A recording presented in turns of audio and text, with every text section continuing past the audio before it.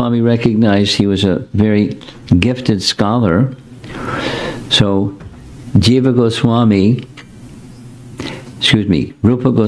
requested Vallabhacharya to review and evaluate and make some editing if he found something that needed correction. You know, because scholars, good scholars, will do like that. It was common for the 6 Goswamis without all the details. They would regularly review each other's writings and suggest some embellishments or improvements or modifications. It was just a standard procedure amongst these Vaishnavas. So Vallabhacharya, read this particular verse where the word pishachi is there. Bhukti mukti spriha yavat pishachi Riddhi Vartate. Rupa Goswami writes that these two, Bhukti and Mukti, and they're like witches. The material desire to enjoy the material world and the desire to become liberated from material bondage are considered to be two witches. And they haunt one like ghosts. As long as these witches remain within the heart, how can one feel transcendental bliss? As long as these two witches remain in the heart, there's no possibility of enjoying transcendental bliss of devotional service. So, Vallabhacharya didn't like that word, witches. You know, can you say it's a little softer or a little differently? And he made some comment like that. And Jiva Goswami was there hearing the discussion. And Rupa Goswami's response was basically, let me consider your suggestion. It wasn't a yes or no, it was a maybe. But Jiva, you take him to the Jamuna so he can perform his midday duties. So they went to the Jamuna, and on the way to the Jamuna, Jiva Goswami scolded him. He said, you don't understand who Rupa Goswami is, and it's the perfect word, and here's 10 reasons why it's the perfect word. And he took his midday bath, and when he came back, spent time with Rupa, he said, this nephew of yours, he's very scholarly, and he's powerful, and you're fortunate to have such a qualified young student as Jiva Goswami. And when that came to Rupa's ears, he was upset. And his reply to Jiva Goswami when they were alone was, I've asked him for some service, and you're instructing this vastly superior person about how he's incorrect. You know, I don't appreciate what you've done. This kind of mindfulness is not suited for somebody to live in Vrindavan, so you should leave Vrindavan. So, what's Jiva Goswami going to do but follow the instruction of Rupa Goswami, his guru? So he left Vrindavan. But when he left Vrindavan, nobody knew where he was. Until one day, there was a report that Sanatana Goswami had heard that Jiva Goswami is living in an alligator hole along the bank of the river Yamuna, near Nandagat. So there's an alligator hole, by the way. So he went, there wasn't an alligator there anymore. So he went and found there was Jiva Goswami. Something like a month had passed, and he was fasting except eating Jamuna mud. That was his diet, and Jamuna water. And he looked a wreck. Many of you know this whole narration. You probably heard a little different version than what I'm narrating, but that's okay. So Sanatana Goswami took him by the hand. Jiva took him out of the alligator hole and brought him back, but hid him in such a way that Rupa couldn't see him. And Sanatana Goswami, the elder brother, asked the younger brother Rupa, I have a question for you. What's that? What's the outstanding characteristic of a Vaishnava? Immediately, Jivadaya. Very good. I know one Jiva that needs your daya, and he's right here. He's understood how you wanted him to not correct a senior person, and he's seeking forgiveness. So on his behalf, I'm requesting you, give your forgiveness to him. Immediately, Rupa Goswami understood the whole situation, and he accepted him. So he's now, again, living in Vrindavan, and thereafter he didn't leave Vrindavan. We'll hear some more details of how that happened.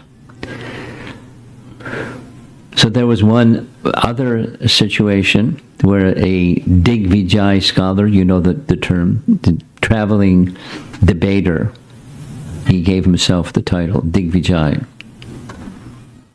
And his business, his function, his thing, was he would go to seats of high learning, and he would find out who's the most learned person there, and he'd challenge them.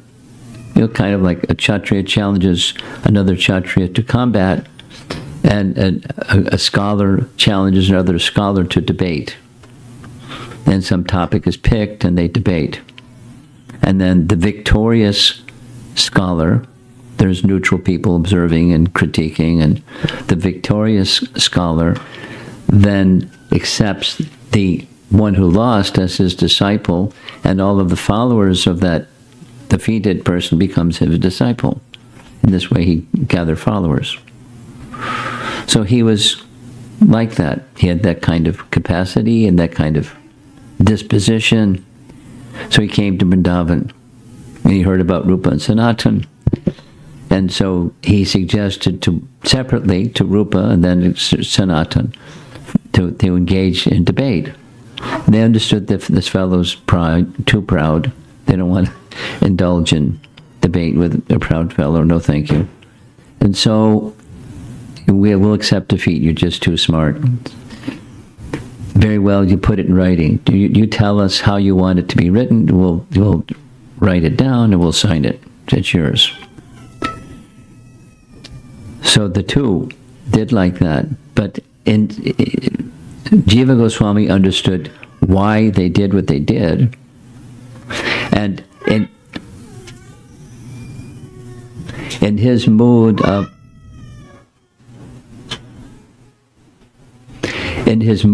defending the honor of his guru and his guru's elder brother, Sanatan Goswami, he accepted debate because Rupa Narayan heard there's another super scholar here in Vrindavan, so he requested debate. Jiva Goswami accepted the request. The way that this is narrated, it's in the 19th canto of Prem Vilas. That's the source, Prem Vilas. So their topic of debate was, personalism and impersonalism. Is the absolute truth with form or without form? And according to this Prem Vilas, the debate went on for 7 days. And at the end, it was a clear victory. Jiva Goswami was victorious. And Rupa Narayan, because Jiva Goswami was quite young, and Rupa Narayan was the opposite, quite mature and very senior, so he was humiliated. And there's further description in this book. Rupa Narayan remained in Vrindavan and became a student of Rupa Goswami. For some number of years, he studied Rupa Goswami's Bhakti Rasamrita Sindhu. And then, having read Rupa Goswami's writings, he started reading Jiva Goswami's writings. And he studied the Sandarbhas of Jiva Goswami and Brihat Bhagavatamrita of Sanatan Goswami. He became a Vaishnava. by their association. So something happened to his humility. Humility went out for lunch or something, and he became a humble Vaishnava. And after some time, during his life, he left and carried on. It's significant that on one hand, Rupa Goswami understood this fellow to be proud, but he also understood the motive of Jiva Goswami was not to defeat him. The mood of Jiva Goswami was to honor and defend the honor of his guru and his uncle. So he didn't make an issue of his debating with Rupa Narayan for that reason, the purpose behind it. And celebrated, so this will go like this, the disciplic succession.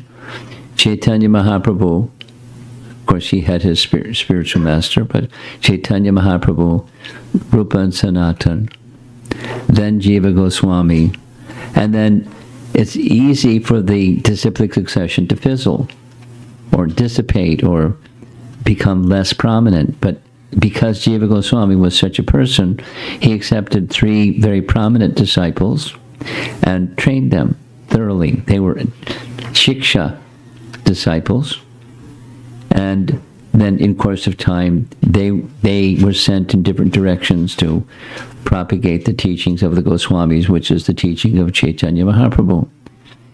There's a place in Vrindavan, not far from Krishna Balaram Mandir, called the Vrindavan Research Institute. And one of the things they have on display here, this is a photograph of Jiva Goswami's handwriting.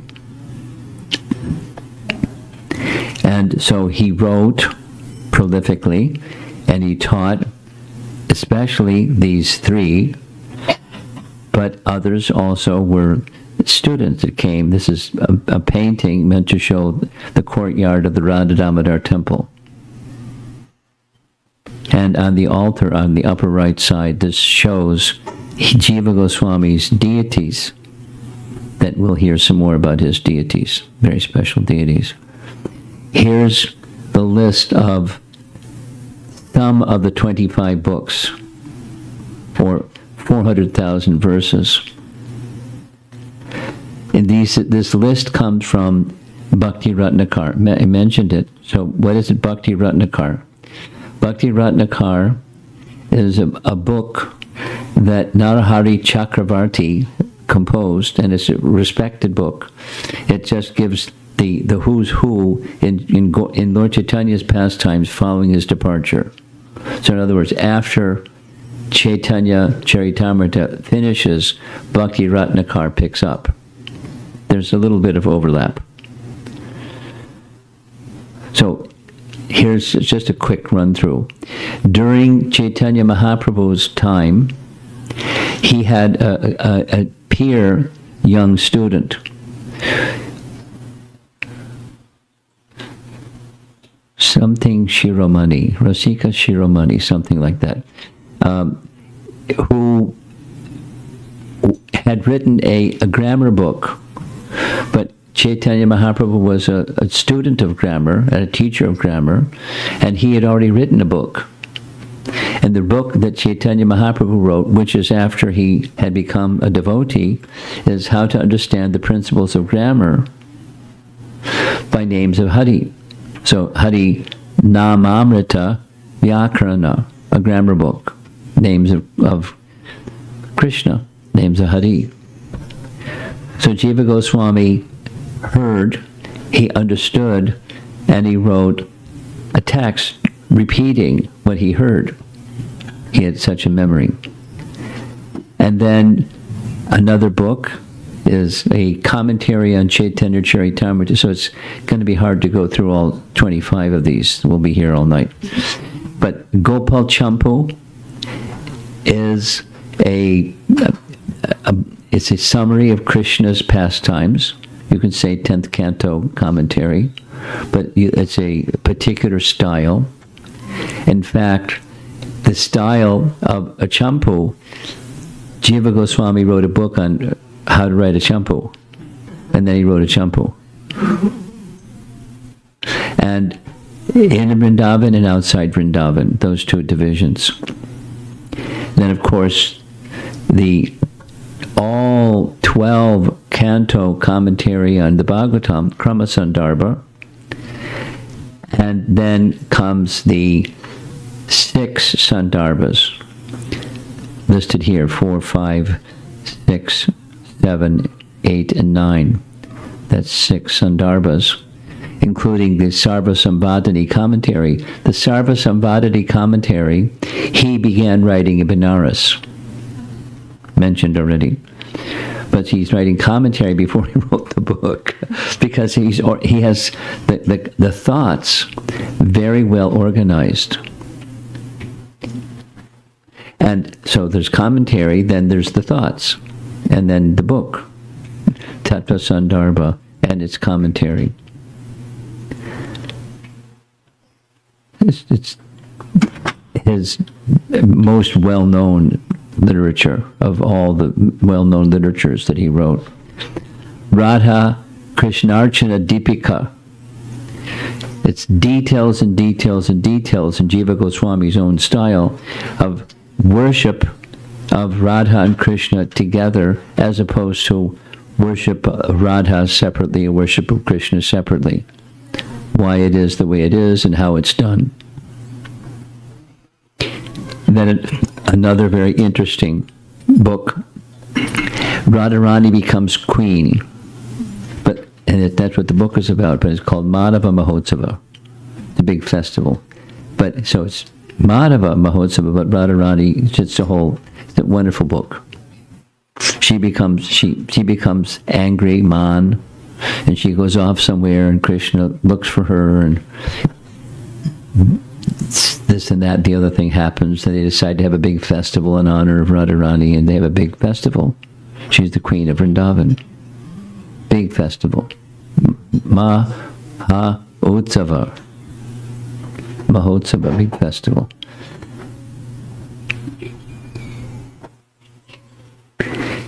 I noticed that there's some people coming in a little late. I think we're going to have to do what we always do.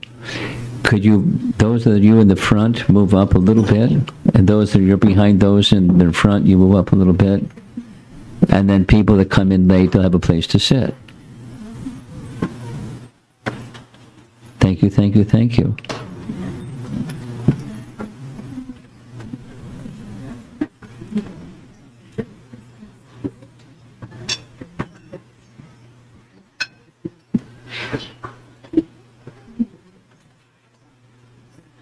Okay. You're very cooperative, thank you. Didn't take so long. Sometimes it takes longer. And so forth. So we won't go through the whole list. Gopal Tapani Upanishad. He wrote a commentary on the Gopal Tapani Upanishad. He wrote a commentary on Brahma Samhita, which Bhaktisiddhanta followed to his commentary on Sri Brahma Samhita. Rasamrita Tika, Ujjvala Nilamani Tika. These are, Tika means commentary. And so forth and so forth and so on.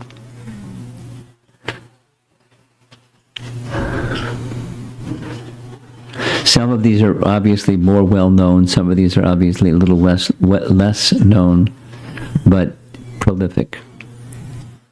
So here's a very nice way, I like this nice way, anyway, of 400,000 verses. Question: how many verses are there in Srimad Bhagavatam? 18,000. How many verses are there in Bhagavad Gita? 700. Fantastic. How many verses are there in Mahabharata? You don't know. Mahabharata. How many verses are there in Ramayana? Huh? 24,000. So it's like during his lifetime, you know, he wrote philosophy, not just stories. So it's like he wrote 7 or 8 Srimad Bhagavatams, a couple of Mahabharatas and a couple of Ramayanas and 6 or 7 Bhagavad Gitas. Because it was high philosophy. And then explanations of the high philosophy, commentary on, very, very productive, very prolific, and super authority. Now here's a nice narration. This is also from Bhakti Ratnakar. In a dream, in one of Jiva Goswami's dreams, Rupa Goswami's Govindaji appeared. Excuse me, it was in Rupa Goswami's dream. His deity, Govindaji, appeared. And then Govindaji transformed to the Damodar form and instructed Rupa to carve a deity with these exact features for Jiva Goswami.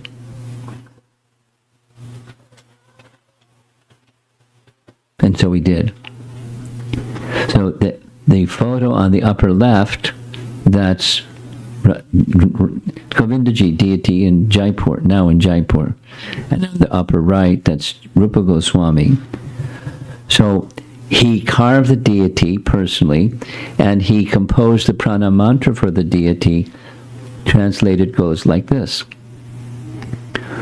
O Lord Damodar, whose dark bodily luster embarrasses the blue lotus flowers, the splendor of whose silken garment stuns the glory of yellow kumkum, who enjoys transcendental pastimes in Vrindavan forest, whose chest is fragrant with a brilliant flower garland, and whose magnificent arms rest on Radha's shoulder.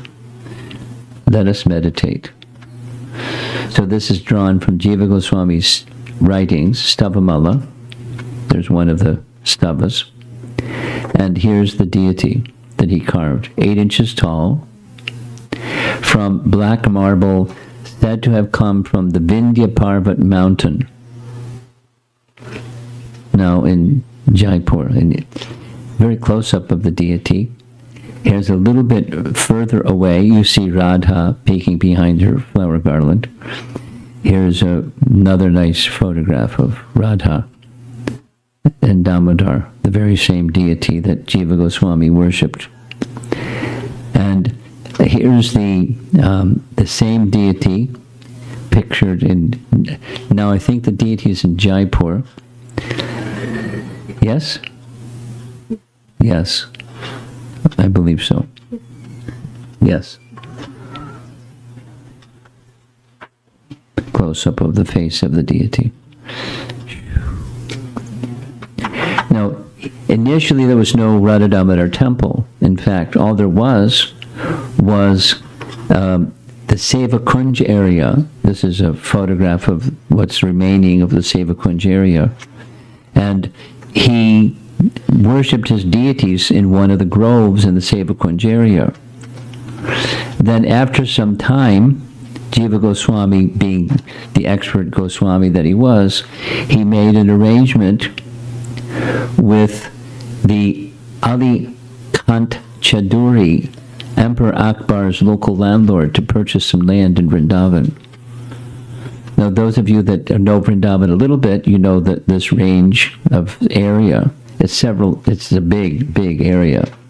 The Seva Kunj area was then from Imlital, that's down by the Jamuna River, and Rasastali, that's not so far from Imlital, and then all the way up to Dan Guli and Shringarstali. So they're trees that he identified, and he purchased this vast tract of land for 35 rupees. He was a good businessman. And then he built the temple. And then the temple, inside the temple, went the deities.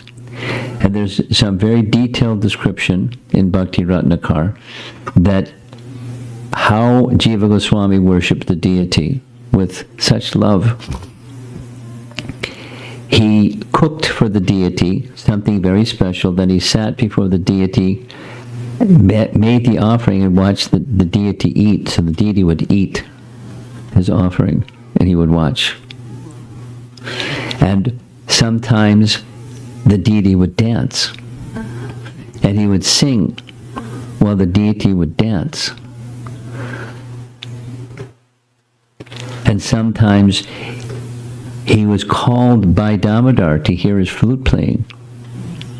And when he heard the flute playing of Damodar, he fainted. And then he composed some prayers after fainting, and he came to external consciousness. Oh Hari, all glories to your childhood pastimes, which you enjoy with Balaram. You give happiness to Mother Yashoda with your crawling. And the sight of you blesses the eyes of every last person in Vrindavan. O child, the eager movements of your feet stir your anklets to make tinkling sounds that delight the hearts of all. O Krishna, even when you meet strangers, you share your bliss with them, and then quickly crawl back onto the safety of your mother's lap.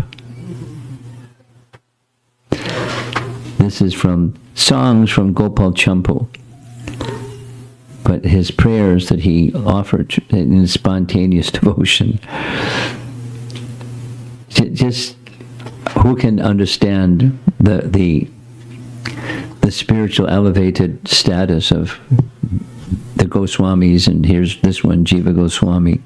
Now on the altar at the Radha Damodar temple, because he was such a qualified Vaishnava, when their circumstances called for it, the altar became then the place of worship of many other deities. So Radha Vrindavan Chandra, worshipped by Krishna Das Kaviraj, and then Radha Damodar, now in Jaipur. So here's the close-up of the deity. Now, because his notoriety of a writer and a Vaishnava and so many, he was once invited by Emperor Akbar to go all the way to visit his place, his empire, and engage in a debate.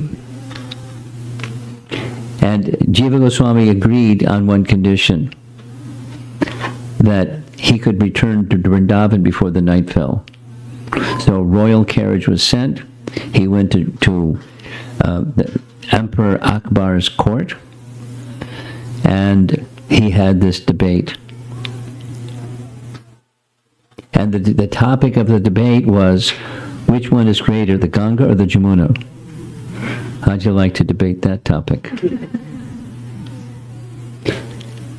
And he was so much appreciated, the emperor wanted to give him gifts. So he just asked for one thing, writing paper from China. Because he was using leaf plates, and that's like, a nice way to write, just writing paper from China. So the king did that. Some say that he agreed for the king to provide him with copies of Puranas that were available in Benares, where he had done his undergraduate study.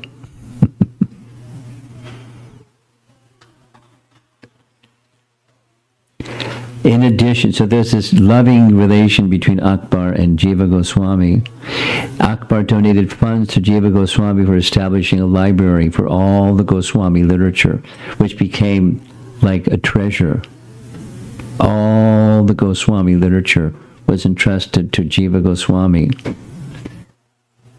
and a library to preserve and protect. And at this library, described in Urdu, because that's the language of Akbar, Jiva Goswami placed a sign honoring Emperor Akbar's character and benevolent position regarding protecting Vaishnavas. And this is what it says in Urdu. Maharaj Akbar is a good and Vaishnava ruler in his kingdom, the Vaishnavas are protected. So much later, 1945, the head of the Goswami of the Radha Damodar temple transferred the 6 Goswami library from the temple to the Vrindavan Research Institute. But it was for a long time, just at the Radha Damodar temple. Compliments of Jiva Goswami, gatherings, the originals, like you saw his Jiva Goswami's handwriting. So there's sometimes there's question about, the manuscript, the original manuscript of such and such. Like, without going into it, there's sometimes question on topics like that. Like, what's the real Mahabharata? There's a lot of discussion about that amongst intellectuals. I won't go into it, but there's a lot of discussion about it.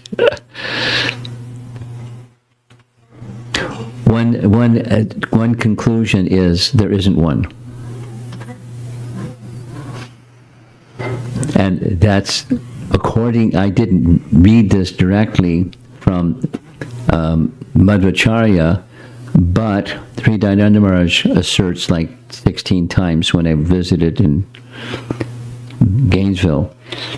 He said there's no original manuscript. There's too many discrepancies. The original manuscript is not, there is no such thing, because discrepancies and discrepancies and discrepancies between this and that, and so there's no original Vyasadev's Mahabharata. Nonetheless, just a detail, but nonetheless, Madhvacharya wrote a commentary on Mahabharata. These parts that he accepted were authentic. How do you tell what Vyasadeva wrote, what Vyasadeva didn't write? I don't know. But some parts are authentic, and he wrote commentary on that portion. Okay, so now, in the 34th year of Akbar's rule, Akbar's commander-in-chief minister Raj Man Singh constructed a temple for Govindaji. You've heard his name before, but that connection is of course, it's Rupa Goswami's deity, but the principal relationship included the 6 Goswamis, and very strongly Jiva Goswami. Akbar gave 8 to 10 lakhs of rupees to cover the expense. So his chief minister constructed it. Akbar paid for it, along with the land for the temple construction, as well as the land for Madan Mohan temple. So very benevolent. Engraved in stone in the right quadrant of the main temple hall is Jiva Goswami's Govinda Astakam, wherein he is blessing the emperor. There it is in Sanskrit, in case you read Sanskrit. When Akbar used to easily and peacefully rule the whole earth well, then all the gentlemen experienced happiness while following their respective religions freely, and knowing the abode of Lord Govinda's place to be the abode of the best, Vaishnavas repeatedly blessed him. And here's where it's written, what I just said. There it is in Sanskrit, in the cornerstone, the corner of the building. Very much, it was a dangerous time during Muslim rule, Pathan rule, and so forth and so on. In different parts of India, it was very dangerous. And the subsequent ruler was also a very dangerous fellow. But Akbar was different. And Vaishnavism flourished under him. Emperor Akbar gifted a very large diamond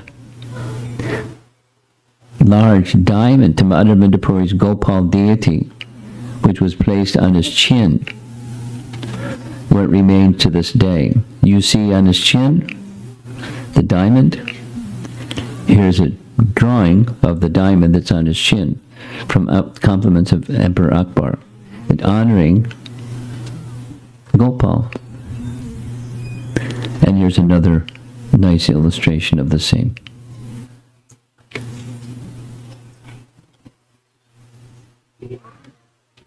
So, what's going on here? We did this. So, at Janava's request, Janava. Who's Janava? You know who's Janava? Wife of Nityananda. You're good. Okay. And so, Nityananda had departed, but Janava remained. And Janava was the superlative Vaishnavi during her time. And she was not residing in Vrindavan, but Jiva Goswami was residing in Vrindavan and training the next generation. He had this vast library of all the Goswami literature. And so she asked Jiva Goswami, can you make copies? Have your scribes make copies and then pack them up and send them over here to where we are on the eastern side of India? It's a traveling Sankirtan party. Book distribution ki jai. There's some history. And so, the eastern parts of India, particularly Bengal and Orissa, to lift the followers of Chaitanya Mahaprabhu, Jiva Goswami did this. There's the bullock cart. We know the history. The bullock cart got kidnapped. And they discovered the books, and then the king that had them kidnapped, because his astrologer said, there's passing through your kingdom, there's this vast wealth, and he did know his books. And then they discovered the books, and he became a Vaishnava. And along with the three principal disciples. Do you know the names of those three principal disciples? You know one of them? Narottam Das Thakur, right? Shyamananda Pandit.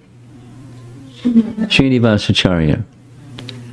Narottam Shyamananda Pandit, Srinivasacharya. Three. Those three, along with the books, were sent by Jiva Goswami. He trained them, and then he sent the books at Janava's request. The books got kidnapped, and the fellow that kidnapped them became a Vaishnava. During this time, when Jiva Goswami was living in Vrindavan, it is said, Mirabai was also sometimes in Vrindavan, and she requested a meeting with Jiva Goswami. Now that was like, a little delicate, because he's a super renunciate and she's not a super renunciate. She's a Vaishnavi, and they, when in certain circumstances, it's understood, they met. Jiva Goswami, arranged, he's like, he's not an engineer, but he arranged the excavation of the now existing Radhakund. As you know, once upon a time, Raghunath Das was very much appreciated, and somebody, a wealthy gentleman, wanted to give him a major donation. Raghunath said, no thanks. I gave up wealth long ago. But if you want, you can do some service. You can build a kund for Radharani. So he said, sure. What should it look like? Talk to Jiva. He'll tell you what it should look like. And so that's what happened. 1, 2, 3. And if maybe some of you have seen the photographs. Periodically they drain Radhakund, and it's really deep. Jiva Goswami, very well planned. Arranged for Rajman Singh to build the first 8 steps on all sides of Radhakund. Rajman Singh. Jiva Goswami, you're going to write 400,000 verses and all that, and you're going to do all this? And train the next successive acharyas? Jiva Goswami's memory was so sharp it is said he would compose commentaries within his mind. There was no computer, or no word processor, or no spell check, or none of that. And he would compose in his mind, and then later he'd write it down verbatim for how it was composed in his mind.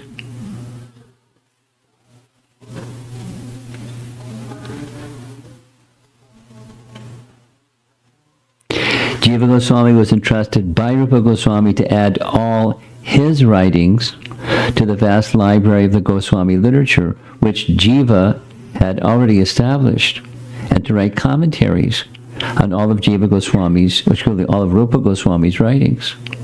So he did.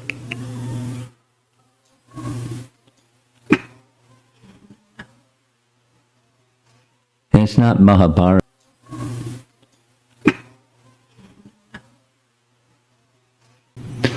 Here's the Radha Damodar temple structure in the front of the scene. And Srila Prabhupada conducted a visit to the Radha Damodar temple, and there he gave the celebrated Nectar Devotion series. And it was on the side. So if you're looking at the altar on the right side, it previously, no longer, previously you could circumambulate around the temple. Now it's like too much stuff going on there. So, but the next Kartik month, I happened to be in Vrindavan, and I remember very clearly Guru Das telling us all these stories and taking us behind the temple. And that behind the temple was a place that was shade. You know, in the summer in Vrindavan it gets like really hot. So the Goswamis would meet together in this kind of down. When we went there, there was a board across. I don't know what's there now, but probably it's filled in. But it was at that time. It was the place where they would sit together, where it was cool, and they would discuss Krishna Katha, what books they're writing, what the topics they're discussing, and who knows what platitudes or levels of understanding they were covering. But it was a quiet little place. It was like a headquarters, the Radha Damodar temple, because there weren't so many temples. But he built the first one, and then there was others and others, but it was very centrally located. And then it was from there the 6 Goswamis also strategized the spreading of Krishna consciousness, and the executor of that was Jiva Goswami and those who he had trained. So important in our disciplic succession. Here's the full altar, as I mentioned. Deity after deity after deity were placed here because they were well cared for by Jiva Goswami, and a suitable temple that was safe. Safety in Vrindavan is a big deal. So here's a little list going from left to right. Radha Vrindavan Chandra, Radha Damodar of Jiva Goswami with Lalita, Jayadev Goswami's Radha Madhava, Bhugarva Goswami's Radha Chanchi Kaniya, Chalchi Kaniya. And here they are again, in sequence from left to right.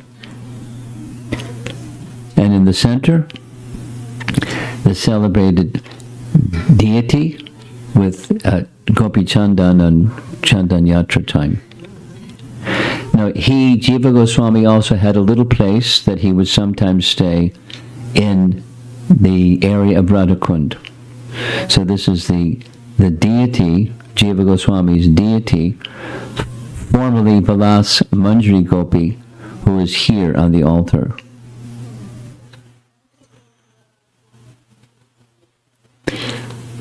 We're about to end. Jiva Goswami, a prayer was written to Jiva Goswami by a poet, Rashi Bihari Sakya Tirtha. To the peerless lotus feet of Srila Jiva Goswami, I offer constant obeisances.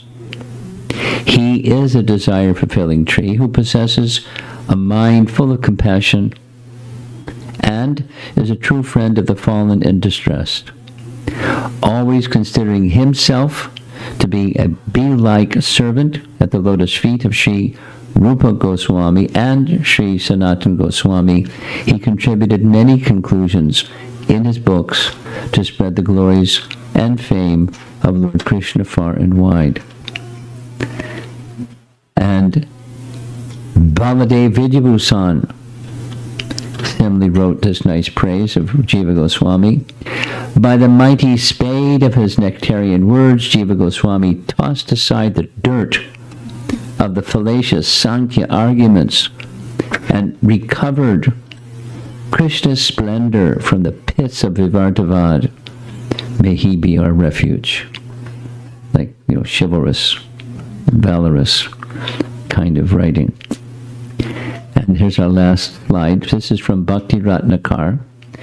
Now, another celebrated Vaishnava, a contemporary of the Goswamis, was Narayan Bhatta Goswami from a different sampradaya, but he assisted them very effectively in reestablishing where the places of Krishna's pastimes were. Very celebrated personality, Narayan Bhatta Goswami. And this is his writing, taken from Bhakti Ratnakar.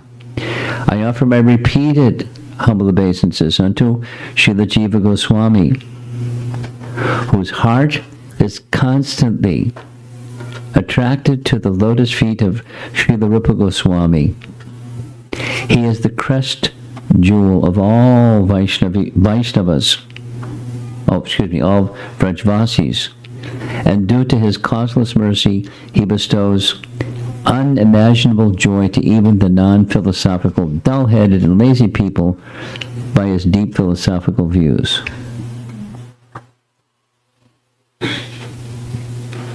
Now, most people who are dull-headed and lazy, Jiva Goswami's writings are like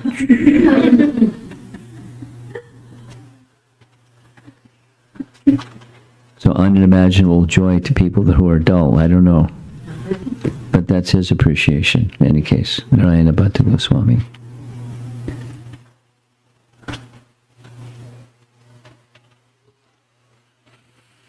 So that's our topic. For those of you that came in a little bit after we began, 2 days ago was the appearance day of Lord Vamanadev, Vamana Dwadasi, and on the Dwadasi day is also the appearance day of Jiva Goswami, so we're doing 2 days late, but it's okay. Jiva Goswami won't mind.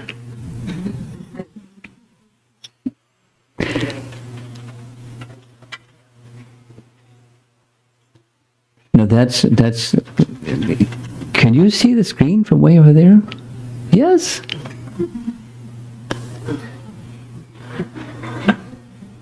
You got a mirror or something? Okay.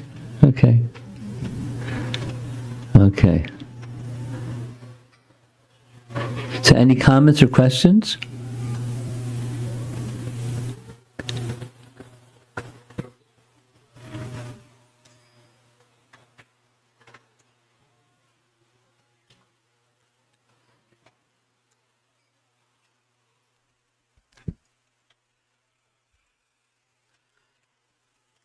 Hare Krishna Maharaj, can you please help me to understand Champu and the style of Champu?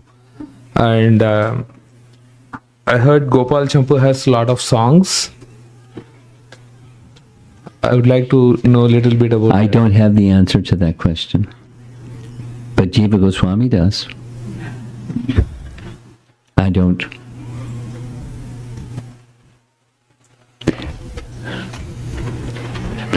Yes, songs, and yes, the format.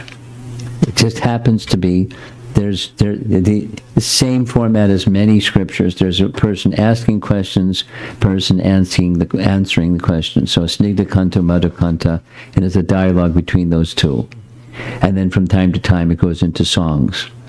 But so it's both the pastimes in and out of Vrindavan. And then the discussion of those two, and then what, and then what? Oh, really? And then what about? And so it's that kind of exchange. But I don't know too much about the style of a champu. Sorry. Thank you much. Before we go to the next, some of you may not know, but I know. These two, plus Nityananda Pran, just did a whole series of Ramayana Katha in the Potomac area and Baltimore area and non-ISKCON venues and ISKCON venues, and they had a blast.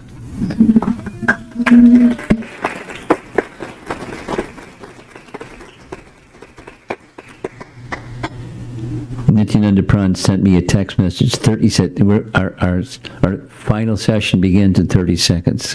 Because I just sent him a message. How's it going? Went amazingly well, I imagine. Yes. Yes, Maharaj. Sure. Of the four venues, which did you like the most? The Hanuman temple. Oh. That was arranged by Radha Duti Mataji. Okay. In that area, The most. Oh. That was arranged by Radha Duti Mataji. Okay. And we covered a few topics out of that: Sita Kalyanam and Kakasura, the best kept secrets in Ramayana. Yeah. And Vibhishna Sharanagati was our first one, that. But the topic of the Hanuman Mandir was about Sita Kalyanam. Kalyanam. Sheesh. And not Sundarakanda, huh? Okay. And then singing along with the narration. Yes. And music along with the singing. And you came to this evening's program after all you did over the weekend. Congratulations, well done. I understand there's further invitations. Okay. Now, back here. Just pass it behind. Hare Krishna, Maharaj. Thank you so much for sharing all the historical events. It really helps. It's so nice. One quick question about Mira Mother Mirabai. So she did meet with Goswami? My understanding is under certain circumstances they met. And any dialogues that they exchanged? I what don't was know. it about? I don't. I can research it, but I don't know right as I'm sitting here at the moment. But he was appreciating and she was appreciating. That much I know. And she did what she did, and he did what he did. She did some singing, and he was appreciating. Wonderful. Thank you, Maharaj. Anyone else? Hare Krishna Maharaj, when you showed Jiva Goswami's handwriting and his beads and like things that made him feel very contemporary or real, it made me think of feel hopeful that we can reach Krishna in this world type of a thing. But then when I hear that he was a gopi, or when I see that he had a position in the spiritual world, sometimes it goes back to feeling unreachable, if that makes sense at all. But I was wondering if you had any words to kind of help me understand how to connect with the Goswamis without feeling so far away. But obviously they are also so far away, if that makes sense. So. Well, it's not just the Goswamis. I can give some other examples, but our great acharyas, I'll just back up.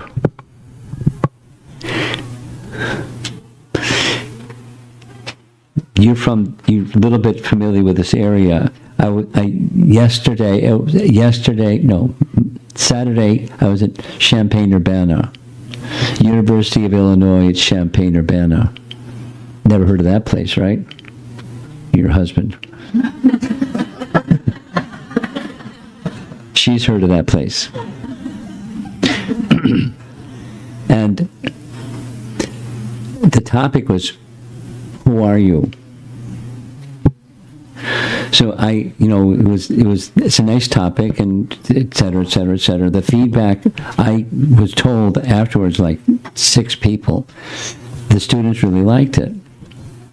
They, it was a good beginning for them for the semester to have that in their bonnet. But we didn't get into, Citadea, the spiritual form.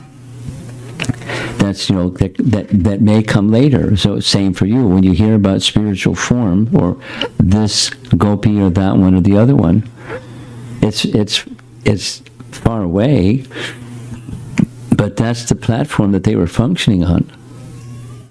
They were functioning in the world at the same time they were not in the world.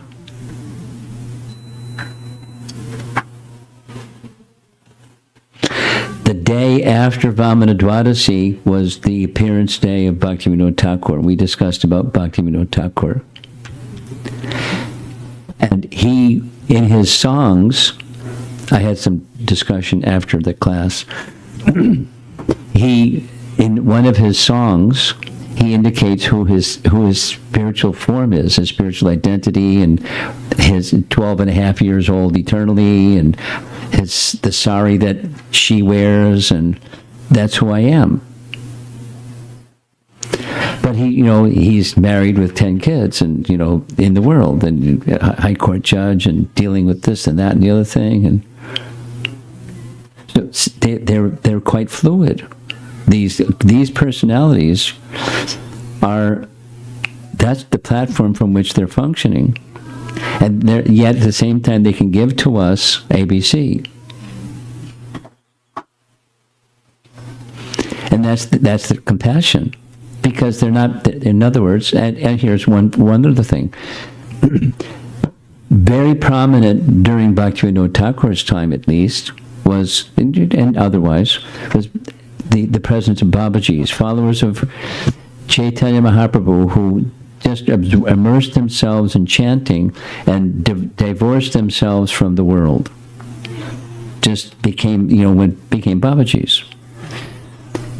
Bhaktivinoda Thakur had friends that were Babajis, but he was a householder with 10 kids in the world doing stuff.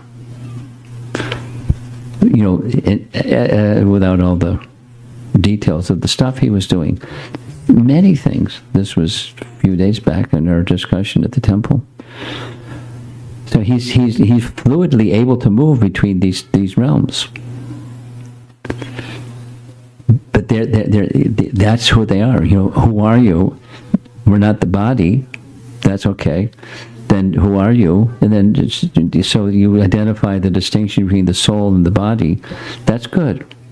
Then keep going. And then where does that go? And where does that go? And where does that go? And so they keep going.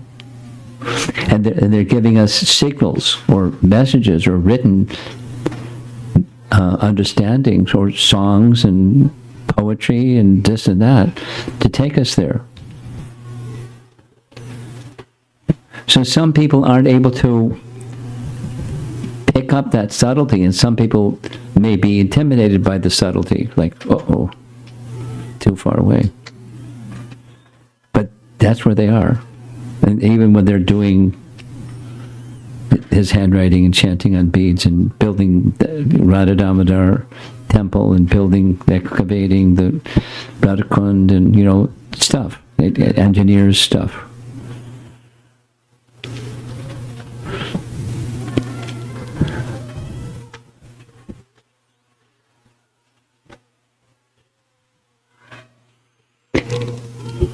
In our contemporary life, not just you, but in our contemporary life, speaking in a general sense, we're all meant to keep going, but not in an artificial way, but in a natural way, in a way of like just keeping it really simple, following the 6 Goswamis. That's easy. Follow the 6 Goswamis. And where are they? when you follow the 6 Goswamis. That's where they are. But you can follow them according to your capacity. And don't artificially become a sahaja and pretend that you're something that you're not. Not to say you, but any one of us. And there are some people I know that do like that. They imitate and they're not there. It's like transparently clear. Okay. Good luck. But by careful following, then you be the careful follower. Follow sadhana bhakti, and don't lack in sadhana bhakti, and then become, keep going. And what's the keep going look like?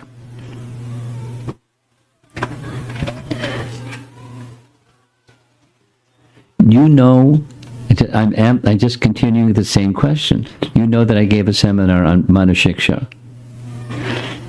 And I was kind of like intimidated. Uh-oh, it's too high. And I don't think I'm going to understand it. If I can't understand it, how can I give a seminar on something that's so high I can't understand it? But I got a little urging from a couple people. Urmila was one of them.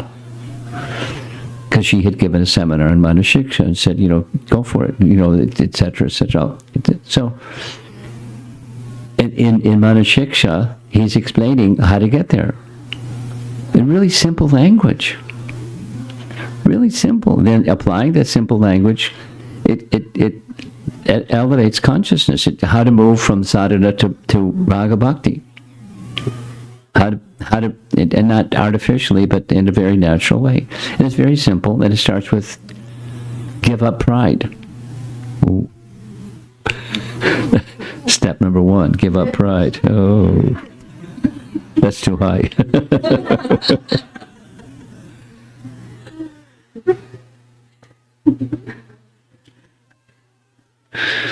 And then you'll follow the perfected souls. He names names. Rupa Goswami, Swarup Damodar. No, Swarup Damodar for him is Lalita. But he didn't say Lalita, he said Swarup Damodar, because he's Swarup Damodar. And through Swarup Damodar, he understood everything about Chaitanya Mahaprabhu's mood through Lalita, or through Swarup Damodar. He understood the esoteria. So become a follower of, so learn about those personalities. That's why it's really good to hear these. So what goes in, fine. And if something is like too high, it bounces, that's fine too. You can act from your position, but also know where the train's going. Be a good sadhaka, and do sadhaka in such a manner that you can associate with those that are more elevated, more elevated, more elevated. Don't be intimidated by, don't be an imitator of, but be respectful and learn the way of life by association with those personalities.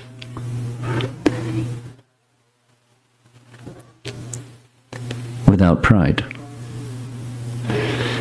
Because I mean, there's a whole thing. But it's absolutely inconsistent that there's someone is spiritually elevated and they're proud. But it's really easy to be proud of, you name it. Be proud of the fact that you just did a little tour with Nityananda Pran and Jyotirmaya sang some wonderful classical songs and people clapped. It was like, yay. At last I got a venue I can... By the way, I met one of your students. 11-year-old student. Janava. From Champaign-Urbana. She likes you. Yeah, I know you do. She's a very likable young girl. Her poise is remarkable for a little girl. Her light's on. So anyway, so it's easy to get proud of anything. Drop of a hat, get proud. Yeah, sure. So it doesn't beat that one, he just says it. And then leave that behind and go over here. Sadhana, yes. And go over there. And don't be proud while you're going over there. It's easy. The other is it's the path of purity, and the path of purity is necessary to go to a higher place in the company of those who are in that higher place, and they're holding your hand because they're very kind. Okay. I think I've over-answered your question. Anyone else? I thought so. Shri Radhika. No. Over here. No. There was a question, Guru Maharaj, on Champu, so I was inspired to share that Bir Krishna Maharaj has an app, and he's recorded dramatic reading with music, Gopal Champu, and many of the other books. There's Natak Chandrika and Danakeli Kaumudi, and just very beautifully for people who are busy and can read audiobooks of many of these. But that's his question is, what's a champu? Yeah, I'm not answering that, Guru Maharaj. I just thought I'd let everybody know that there's an app out there with all these beautiful recordings. So I invite you write a letter. She knows how to reach him. You write a letter to Bir Krishna Maharaj saying, could you share with me the answer to this question? And then once you get an answer, share it with us. You have something else, I'm sure. Question, Guru Maharaj. Yeah. I understand that Jiva Goswami placed many of the books of the Goswamis in Granth Samadhi. Not many, some. Okay. So we saw the list of his books, and he wrote 400,000 verses. Were most of them, or many of them, placed in Samadhi too? No. Were there? My understanding is limited, but my limited understanding goes like this. Rupa Goswami entrusted his entire writings to Jiva Goswami, and my understanding is, this is from Bhakti Chaitanya Maharaj primarily, in the corner of the Madan Mohan temple, there are some samadhis of Vaishnavas, but way over in the corner, there's a Grantha Samadhi, and some of the writings of Rupa Goswami were so esoteric, that's the only word that's used, esoteric, that people won't understand. And so they were put in Grantha Samadhi. Some of Rupa Goswami's, not some of his, some of Rupa Goswami's are very elevated, and who knows what was in that because it's in Grantha Samadhi. That's my understanding, primarily from Bhakti Chaitanya Maharaj.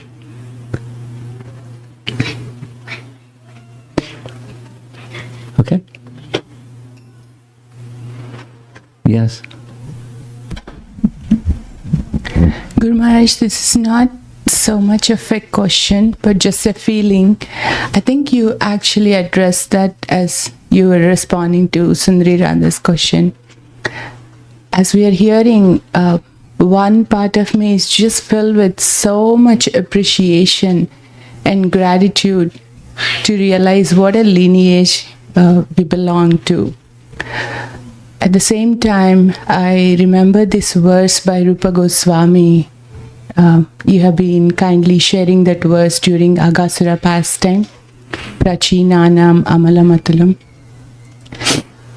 Thinking of these amazing acharyas, and while the mercy is available, while all the resources, your association and your unwavering support and encouragement to us, just looking into the heart, not seeing that Rupa Goswami is saying, Bhakti le shala sasya, not even a drop of devotion is there in the heart. Of course, he is speaking from a different platform. Yeah, it's the dichotomy is going in the heart, Guru Maharaj. Well, you're just repeating what this Narayana Bhatta Goswami says. He he bestows unimaginable joy to even the non-philosophical, dull-headed and lazy people by his deep philosophical views. Now, the light or the power of Jiva Goswami is so powerful that there are ways to take what he has written and express it in, which was largely what Srila Prabhupada did, expressed in language that everyday person can understand and find joy in and become attracted to transcendence through simple language. But the understanding is that one of the major sources for a whole Gaudiya Vaishnava tradition is Jiva Goswami. Of course, Jiva Goswami is a student of Rupa Goswami, expanding, etc., etc.